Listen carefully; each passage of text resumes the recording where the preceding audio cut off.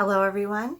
It is time for the travel news update for December 2020. Let's start off with the cruise news.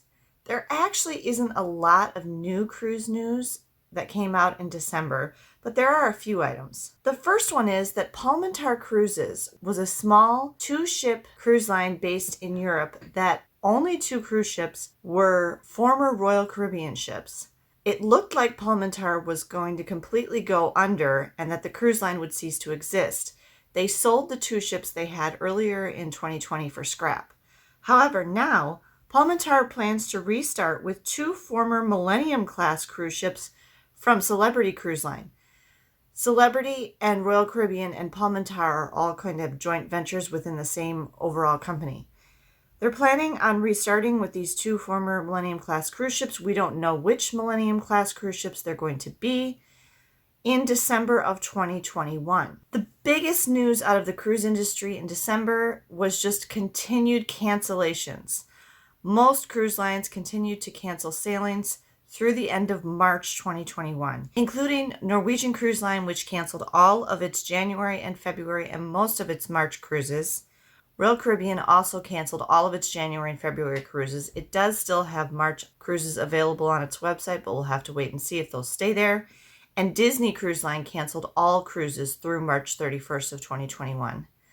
I'd like to emphasize again, if you want to avoid the ongoing cycle of booking cancellation with your cruise, I would strongly suggest waiting to book a cruise at the very earliest until November or December of 2021. There's just too much uncertainty with cruises out of the United States and even in the rest of the world at this point that they're going to resume anytime before that. It's starting to look more like, instead of trying to go through all of the complex steps of the CDC's framework for conditional sailing, that the cruise lines are leaning more now toward the vaccine being their best hope for resuming operations.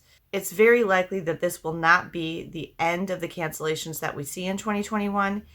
And if you have a cruise booked in the first half of 2021, there's a very strong possibility it could be canceled.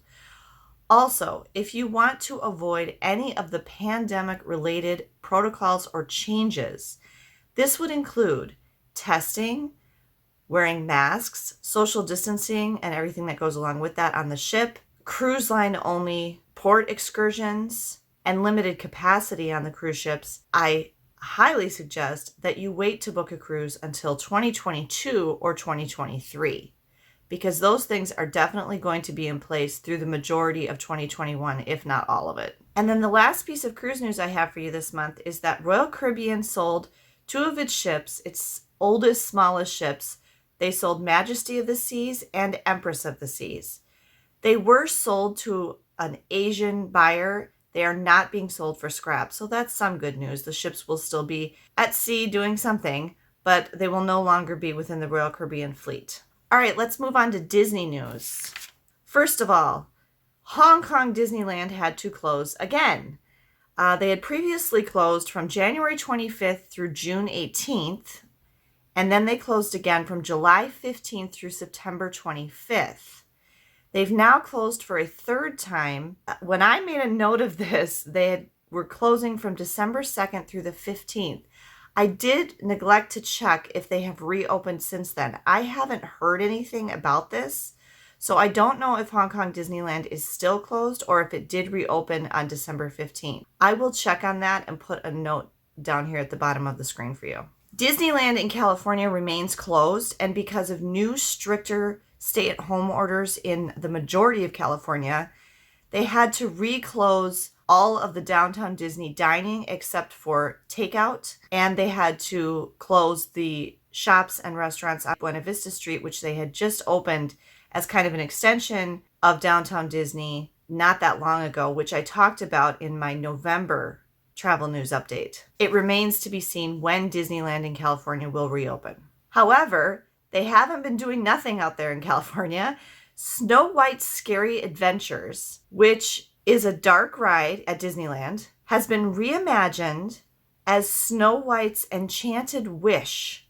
They've taken away some of the scary elements And they've also added some of the features that are present in Seven Dwarfs Mine Train at Magic Kingdom at Walt Disney World in Florida. So we haven't been able to see what this ride is like yet, now that they've reimagined it, because of course Disneyland remains closed. But once Disneyland reopens, it's going to open this ride as Snow White's Enchanted Wish, because this work has already been completed.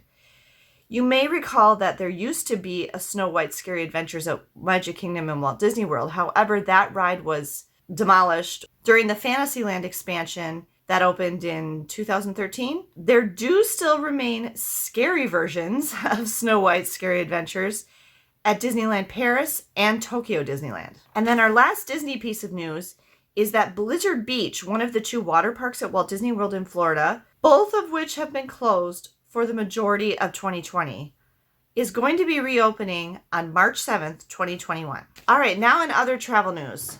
Two of the major resorts in the Bahamas recently reopened. Atlantis Resort reopened on December 10th, and the Bahamas Resort opened on December 17th. In order to visit the Bahamas, visitors will have to present a negative PCR test within 5 days of their visit. They will have to apply online for a special travel health visa. They will have to purchase health insurance through the Bahamian government that covers COVID-19. They will have to get a second test while they're there at the resorts. And then Baha Mar is also requiring an additional test at check-in. And Atlantis is requiring you to vacation in place, which means that if you're going to stay at Atlantis Resort in the Bahamas, you have to stay on resort property the entire time you're there and are not allowed to visit other locations in or around Nassau. Los Angeles is requiring visitors to complete an online health form. If they do not complete this form, they face a $500 fine. The form basically acknowledges that they are recommending a 14-day quarantine. Now, I'm not sure if this changed at all, because this piece of news came out just before California issued their more strict stay-at-home orders. In other news, the Department of Transportation declared that there would be no more emotional support animals on airplanes. The Department of Transportation's Airline Carrier Access Act now strictly defines a service animal as a dog only that is individually trained to do work or perform tasks for the benefit of a person with a disability. So the only animals you're going to see in the passenger compartment of airplanes are going to be service dogs that are specifically trained to be service dogs. I do believe that some airlines still will allow small pets in a carrier crate, like under the seat.